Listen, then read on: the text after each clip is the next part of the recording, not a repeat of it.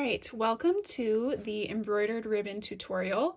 I first want to start by going over just a few of the basic things that you'll need. I have some different designs that we're going to work through, and so I'll get into specifically what I use for each of these as I do each one.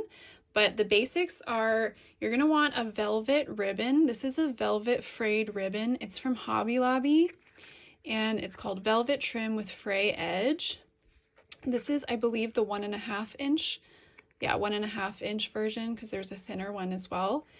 This works really well for this project. I also have seen, I have not tried it yet, but I've seen a velvet frayed trim on Amazon as well, so I will get some links to that as well. But this is just comes in the most beautiful, gorgeous colors. I haven't seen this one this year, so I don't know if this one's still here, but this is from last year. But most of these will be there. So that's going to be what we do our embroidering on. You're going to want DMC skeins of thread. You're going to want some embroidery scissors or just a pair of scissors. You're definitely going to want some needles. I usually use a size 5 needle, and then also I have like a size 10 short beading needle that will be used for adding any embellishments. And then again, I'll get into specifics of what I'm using when I go for each ribbon. But we have like stars, mini jingle bells, and then I love to use seed beads. These are also from Hobby Lobby, but Joann and Michaels usually have seed beads as well. And we're looking for size 11-0 typically. You're going to want definitely a Pilot Frixion heat erasable pen. I get these from Amazon, and this is what's going to help us draw onto our ribbon.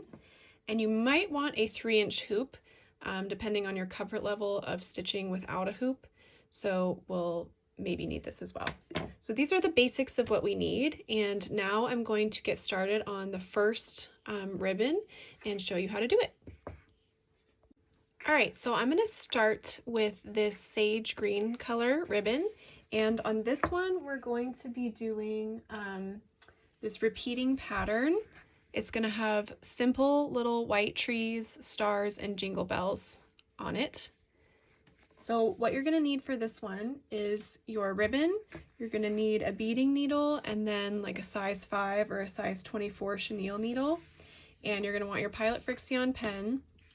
And then we're going to be using these little jingle bells. These are from Joann. These little stars, which are from Amazon, and I'll try to link all of this below as well. And then we're going to need a crew DMC color. All right, so what I'm going to do is I'm just going to unroll a bit of this ribbon. Now, this is a time-consuming process, so I don't, unless you're maybe just doing one roll with the whole, motif repeating on that roll, then maybe you could keep going, but I'm going to keep it pretty short here since I'm doing a bunch of these tutorials. So this kind of thing would be good on small gifts. You might not want to wrap a whole present with it, wrap it around a wine bottle or wrap it around a little tea towel, or, fold it over as a gift tag might be nice, because it is going to take some time. These are definitely a labor of love. But we're going to start, I'm going to take my Pilot Frixion pen and I'm going to just draw the basic shape of these little trees. And since these are so simple, you could even just keep it really simple and do a line down the middle. And then when you're stitching, you could just pick where to do the little sidelines, or you could kind of try to draw them in. Now this is a heat erasable pen. So if there are any stray marks that you don't cover up, you will be able to erase them with like a blow dryer. But usually you can cover them up pretty well because we're going to keep the stitching really simple. So I know that's kind of hard to see, but I'm just giving myself the basic sort of shape here so that I can stitch on it in a little bit. It is a little bit hard to draw on this velvet with the pen, so you kind of just have to really kind of go back and forth and try to hold the fabric with your other hand sort of taut so that you can really get in there and draw that in. This would be one you could probably do without even drawing if you wanted to. But I'm doing 3 lines coming off on each side. So I'm going to get that repeating. I'm going to go all the way across for however much length you want to do, and then I'll show you how to stitch that in. All right, so it can be a little bit hard to see, but I've got these all drawn in on the fabric, and now we're going to go ahead and stitch them. All right, so I have a size 5 needle and I'm using a crew, and I'm using all 6 strands, and this is where it's up to you. If you wanted to, you could hoop in little sections of this at a time, and that would make it maybe easier for you. So you could go ahead and put the ribbon into a hoop, stitch as many as you can, take the hoop off, and then continue working that way. And that might be easy just because you'll be able to get the ribbon a little bit more taut while you're stitching. Or you can just go ahead and freehand it, which is definitely a little bit harder, but that's how I did it the first time. And I'm just going to back stitch up the length of the long trunk line to start. The key here when you're stitching on this ribbon is you don't want to pull too tight whenever you finish one, because if you pull too tight, it'll cinch in the ribbon like that. So you want to just leave everything loose, like you want it to get just to where you've pulled through, and then continue with your next stitch. So I usually do 3 lines going up, or 3 stitches going up.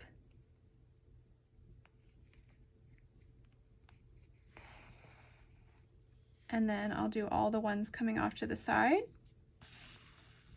So these are just going to be some little diagonal lines.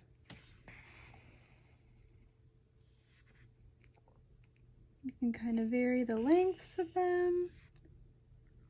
They're going to go towards that center line.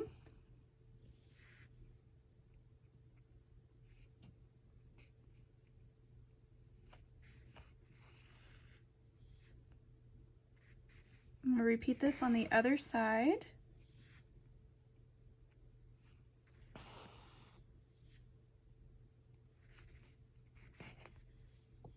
Oops.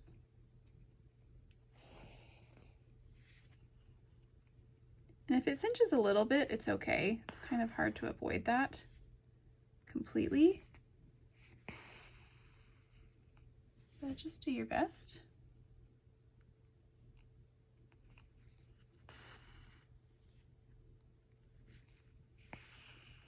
All right, so I've got this first tree all stitched in. Now here's the part where you kind of have to decide. You could tie off a knot in the back here, and yes, the back of your ribbon is not going to be super pretty. It is what it is. I keep saying this is the perfectly imperfect craft. It's going to look beautiful on the front, the back is going to be a bit messy. So it's up to you how much you want to pull across in the back. I kept my trees pretty close in length, so I could either tie off a knot right here and then restart on the next tree, or you could pull across and go ahead and just continue stitching the next tree. But if you do it this way, you have to be very careful to not pull too tight, because again, if I pull too tight, it's gonna make that ribbon come in. So I'm gonna pull just until I'm gonna keep this with my non-stitching hand, so I'm kind of pulling out, and then I'll start that first stitch. And once you get that first stitch going, then everything is kind of secure and you can move on without having to worry too much about this one pulling towards the one that you're working on. So it's probably better if you do tie off individually each time and then start the next tree, but it is also more time consuming that way. So I'm just going to leave it up to you.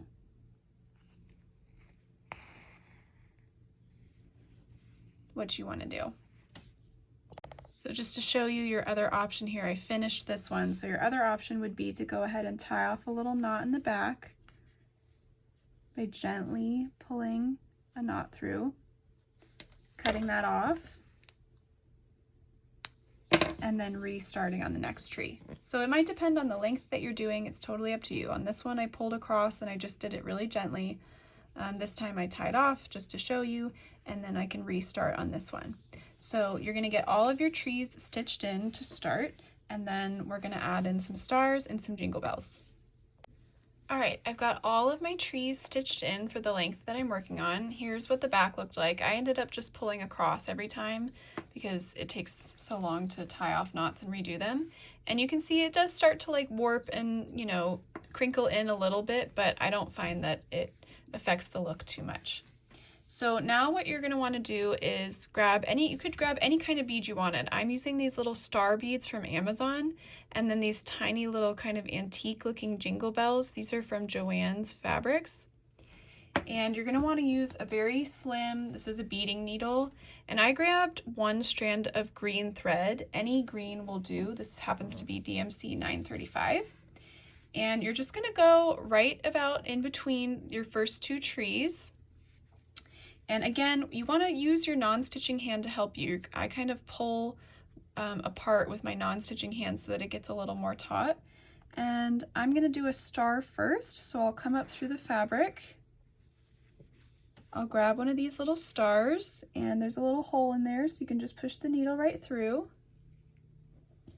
And then I'm going to lay that star down against the ribbon and push it so that it is in place, and right when I get it into place, then I can just make a down stitch right wherever it lands, and that will anchor that bead into place like so. And I'm just going to pull across here. Again, you just have to be gentle. I'm not going to tie off a knot. I'm going to come right here into the middle of the next two trees. And then I'm going to do a jingle bell. So I'm going to alternate jingle bells and stars. This jingle bell has a hole at the top, so I'm going to put my needle through that hole, slide the jingle bell down, and then basically I just want to make a down stitch, like, see if I can show you. It's a little hard to hold this. So I'm going to slide the jingle bell down, and I kind of just want to make a down stitch like right on the like right next to where I came up through the fabric, and that will actually anchor the jingle bell into place. So it'll move around, but you can go like that. And if you want to double that up, you can. So you could come back up through the hole of the jingle bell like that,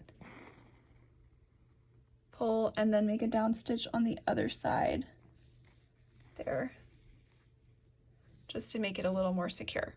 So I'm going to continue that all the way across. I'm going to alternate the star and the jingle bell, and then once you get to the end, you'll just tie off a knot with one of your nearby stitches in the back, and that's it for this first one. All right, candy canes. I'm using the clay ribbon for this one, so I'm going to roll out the length that I want to use for this, and I'm going to take my Pilot Frixion heat erasable pen, and I'm going to draw a simple little candy cane shape. Let me try to zoom this in a little bit for you here. So again, it is a little bit tricky to draw onto this velvet with these pens. You're just going to be able to kind of do a basic outline of a candy cane shape. And then you're going to want to do those all the way across the length of the ribbon that you're choosing to work with, whether it be the whole thing or just a little section. And again, they don't all have to be the exact same. They don't all have to have the exact same curve to them. We're going for perfectly imperfect here. Nostalgic, cozy, sweet, very handmade look to it. So I'm just kind of as evenly as I can. You could obviously use a ruler if you wanted to be super specific, but I'm not going to do that. And one key to help you with drawing here is to use the hand that you're not drawing with to sort of stretch out the ribbon a little bit. That just makes it a little bit more taut, so you can more easily draw in your candy canes.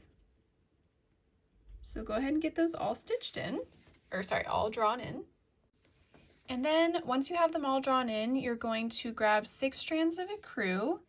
And again, you could, if you wanted to, you could hoop up a few at a time, which would make it a little bit easier for you. Then you don't have to hold the ribbon as much. So you could hoop up little section by little section and get them done like that. or you can choose to just hold the ribbon with your non-stitching hand. I'm using my non-stitching hand to pull apart here so that I can get it as taut as possible, which just makes it easier to do our stitching. And I'm going to start with this 6 strands of ecru and do a simple back stitch over the candy cane. The key here is gentle when you pull. When you're pulling your stitches through, you want to be gentle. Don't pull too tight or it's going to start cinching the ribbon.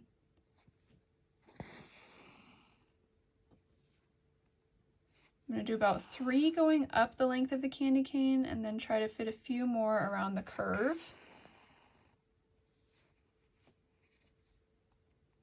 So I'll start the curve right here.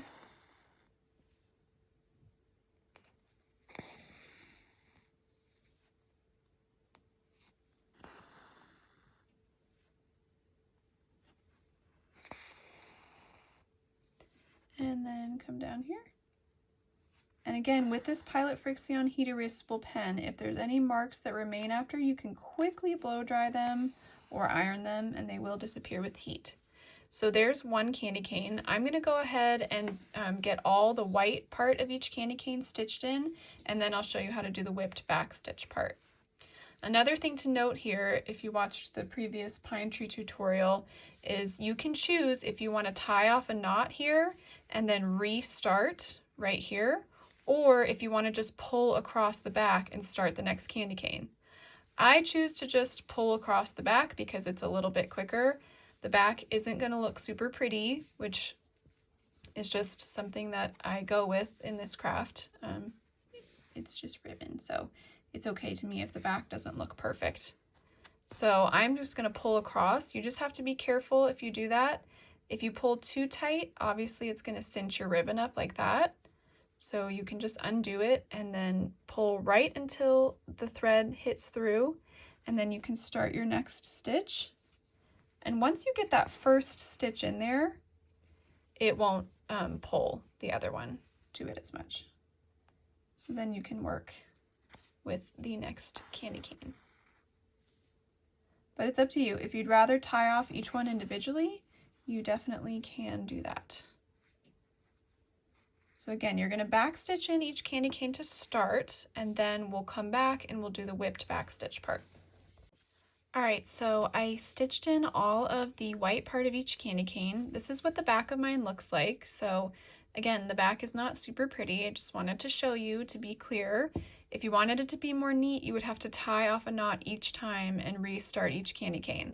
But this is already a pretty laborious process, so I'm not going to do that on mine. We're looking at the front. We don't need to worry about the back. It'll be fine. All right, so I have now 6 strands of 8/16, but you could use any red that you like. And what we're going to do is we're going to just do the whipped back stitch here. So you're going to come up at the base of a candy cane, or you could start at the other end. It doesn't matter which side you start from. And you're going to push your needle underneath that first stitch and pull it through. And then you're going to come back to the same side that you started on, push your needle underneath, and pull through. Come back to the same side you started on, push your needle underneath, and pull through. You always want to come back to the same side that you started on before you pull through. It doesn't matter which side you start from, you just always want to be consistent with that and start on the same side. I'm going to pull this last one through here. Watch out that your thread doesn't get tangled up in your ribbon. And then, oops, that one got a little twisty. That's okay. And then you're going to make a down stitch right at the end of the candy cane. And then you can start on the next one. So this one I'm going to start right here. Again, when you're pulling across on the back, don't pull too tight so that your ribbon doesn't bunch together. Just want to pull until basically right when my thread hits, and then I'm going to start doing my whipped back stitch. But again, you could tie off a knot and you could do each one individually if you wanted the back to be neat and not have these pulling across. It's totally up to you. I do it a little bit faster because that's just what we're gonna do.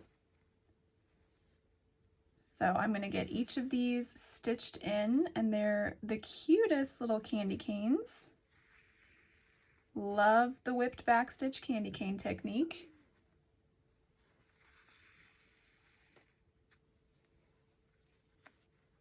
And once you have those all stitched in, this ribbon will be done. And I will show you another style you can do. All right, here's my candy cane ribbon. It's all done. So I'm gonna roll this one up and I'm gonna show you the Christmas lights one next. All right, this next one is going to be the Christmas lights. So for this one, I'm using the clay color, no, sorry, this is actually mushroom colored ribbon. I'm gonna be using some sequins, and then the colors I'm gonna be using are DMC 436, 3773, 400, 3011, 3777, Ecru, and then I'm also going to be using some of this shiny diamond, the large version, 3821. So grab all of that stuff and grab your Pilot Frixion pen and let's get started. What you're going to want to do first is just draw yourself the basic shape of the garland or the string that all the lights are on. So you can just kind of weave it. I might do a little twist right here. However you want to throughout this fabric. Made another little loop right there.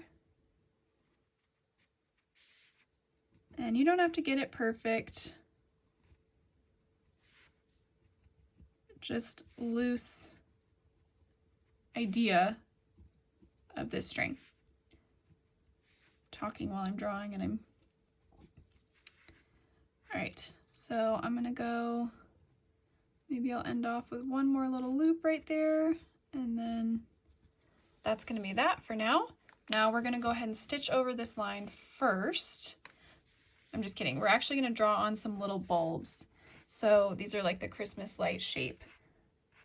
So basically you're just gonna, almost like a little leaf shape is what we're doing, coming off of here. And I like to alternate which side they come off of.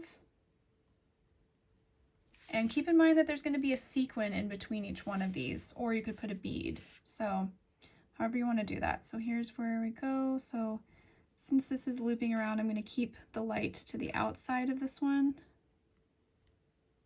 just because it's going to be too small in there.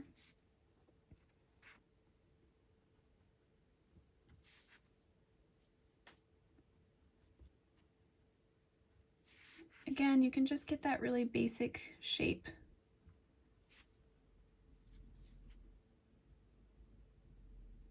I kind of messed up this loop right here.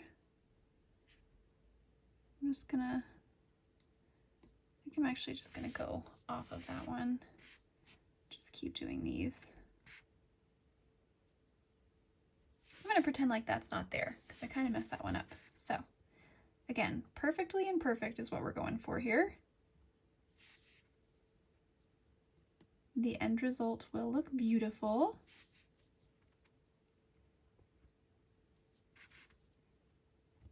So just place the bulbs wherever you want throughout the garland.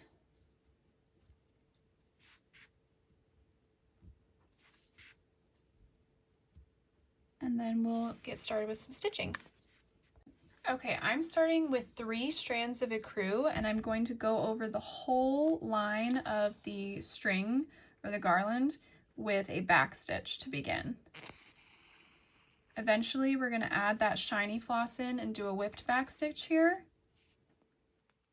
But first you just want to back stitch all the way across. So for however long you chose to make your strand go. I just lost my needle. But anyways, you're going to go all the way across the length of the ribbon that you drew your lights onto. And then you can tie off in the back. Obviously, whenever you run out of thread, if it's too long, you just tie off and then restart again. Okay, so now take your shiny gold thread and we're gonna do a whipped back stitch. So I'm gonna come up right here at the end of the line and I'm going to push my needle underneath and pull the thread through. Sometimes it can want to get stuck on the ribbon, so just be careful about that. See, I accidentally pulled in this little part right here. Pull that out of there. Okay. And then you're going to come back down to the same side. You always want to start from the same side of the line each time. So I'm starting from underneath, but you could start from above. It doesn't matter. You just want to be consistent. And you'll just continue to weave underneath like that all the way across the garland.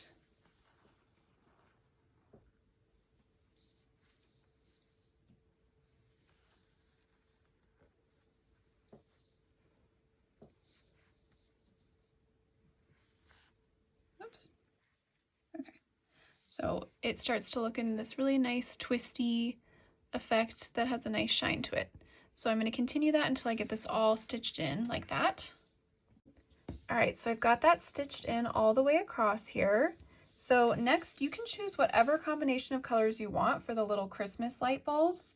I'm going to be doing 400, 30, 11, 37, 73, 436, and 3777, and I'm just going to alternate them in this pattern.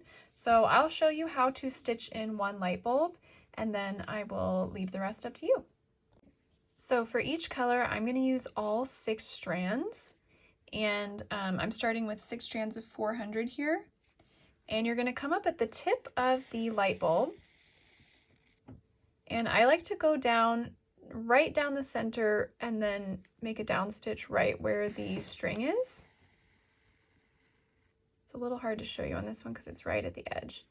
And then I'm going to come up on one side of that light bulb, or one side of that center stitch, just a little bit below it. And I'm going to make my down stitch again right down that same hole I made the first one through.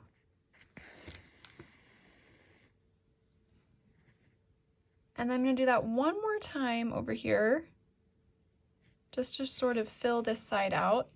And each time I'm making my down stitch down the same center spot. And then I'm going to do the same on the opposite side of that center line. I'm going to come up just a little bit below and to the side of that very center stitch that we made, and go back down through that same hole right next to the line, the garland. And whenever you feel like you have the bulb shape that you want, I might add one more right here.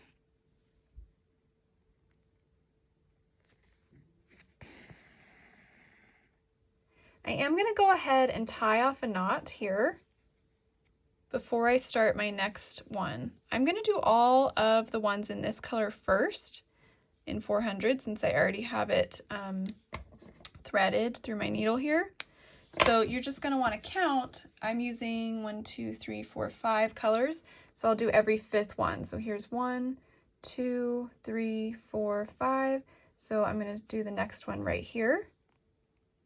And basically I'm just going to continue that. So I'll get all of my orange ones done all the way down, and then I'll come back and I'll start the next color, which for me I'm doing 30, 11, and I'll get all the green ones done, and then I'll get all the pink ones, the yellow ones, and then the red ones done. So I'm just going to use that pattern to help me stitch in. You definitely don't want to pull this far across on the back. So it is important with these bulbs that you tie off a knot after you stitch each one before you go on to the next one. Okay, I finished stitching in all of the lights. Remember that the Pilot Frixion heat erasable pen, if you have any remaining marks like my little mess up right here, you can just take a blow dryer over it real fast and they will disappear. In between each light, I'm going to add a sequin. I have some gold sequins right here, and I've just grabbed a strand of yellow goldenish thread, one strand, to sew those in.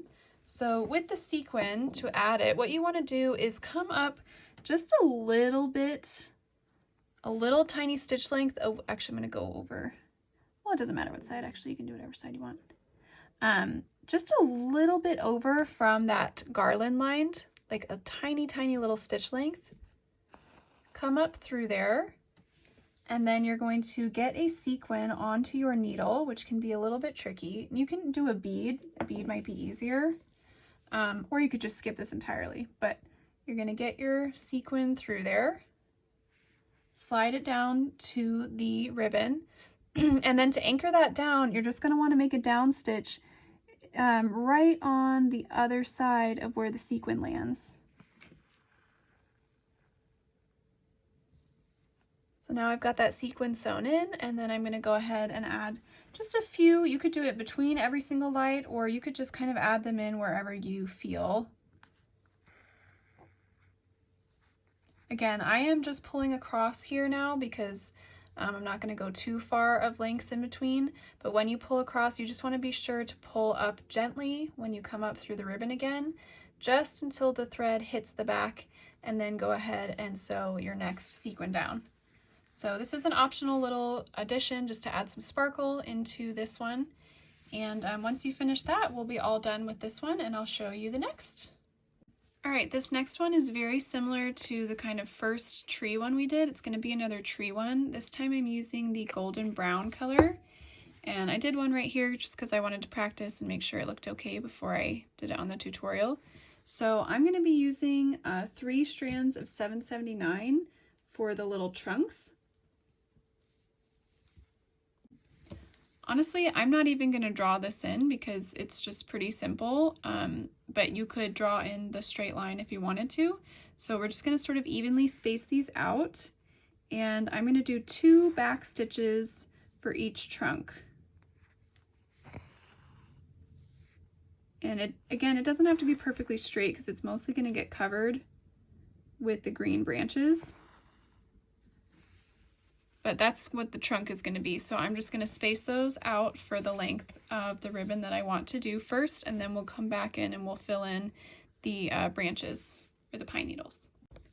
Okay, and then for the little pine leaves coming off of the center trunk, I'm going to use a few different shades of green. So this one right here was 935, and then I'm using 3364 and 3011, but really any shades of green that you like will do. I'm using all 6 strands, and I'll show you how to do one with this little tree right here. You basically are just going to do a series of angled diagonal stitches towards that center line. And you just kind of want them close together. And some of them can come out a little bit farther than other ones.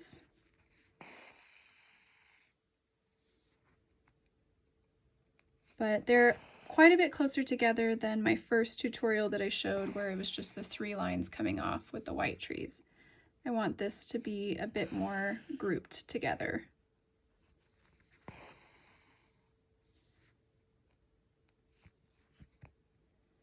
And whatever I do to this side, I will do to the other side.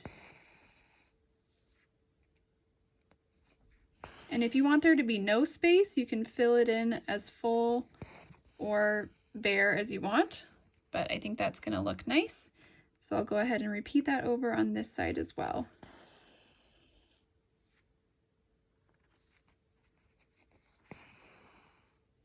When I finish this one, I will go ahead and tie off a knot in the back and then figure out which one I would need to do next based on the repeating pattern. So I had done this one as an example, but you could go one by one, or you could kind of stick with one color and get all of the ones done in that color that you want to first, or you could stick to all one color. Really, this is just ideas, inspiration for you to play around with like you want to.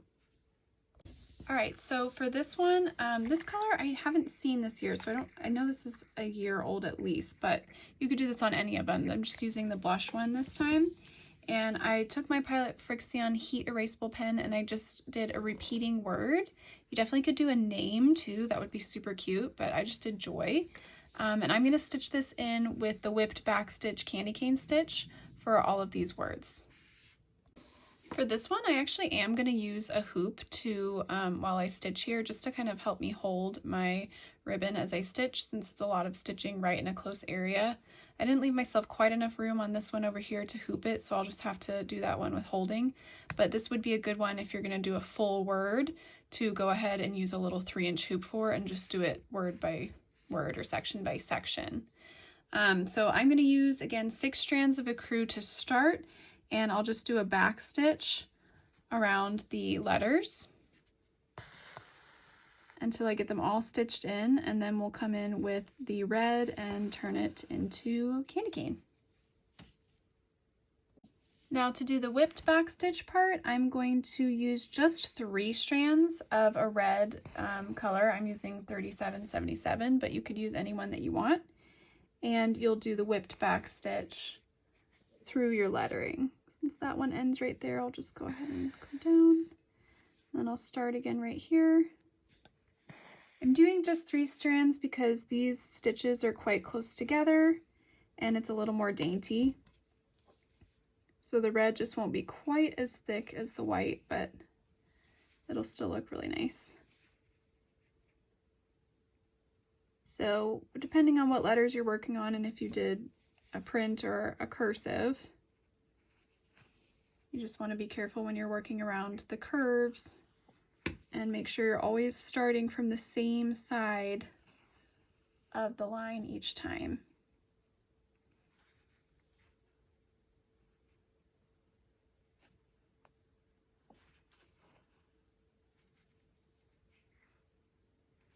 And whenever you reach the end of one little section, you just make a down stitch, and then now I can restart right here and get this stitched in. So this one takes a little bit of time, but it's going to be super cute once it's all done. Okay, so for this last one, what I'm doing is just adding this string of cute little Christmas light bulbs to this ribbon. And these are from Amazon. They're like, I think they're technically for like dollhouse, but they're very cute and you can use them in a lot of different ways. So here's how we're doing it. I'm just sort of laying this down as I go. I'm working with 2 strands of 680 because it's a similar color to the gold here. And I'm just going to kind of decide where I want this next one to lay. I've already started, I've attached these ones. So next I'm going to attach this one right here. So this just takes a little bit of finagling with your hands. So once you have it where you want it, you're going to start by anchoring it down on one side. So I'm going to come up through the fabric right about where I want that line to lay. And then I'm going to make a down stitch just literally like the tiniest little stitch length away on the other side there. And that will anchor it into place.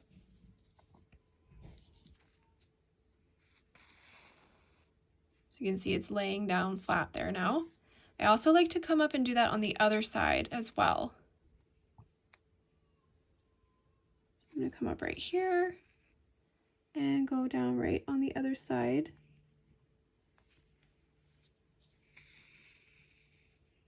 And then if you want the bead to lay flat, you can also anchor, or sorry, the bulb, you can also anchor that down by coming up just to one side of it.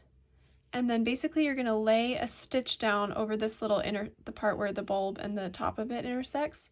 So I'm going to go make a down stitch right on the other side there. And now that bulb will lay a little bit more flat and it won't be sticking up. Now I can get started on the next one. This one I kind of want to go maybe this way.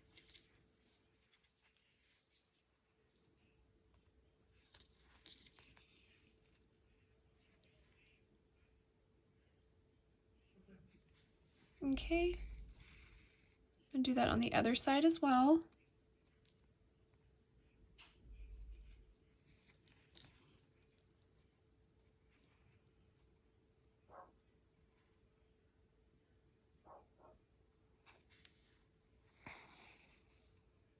And then I'm also going to anchor that down right here.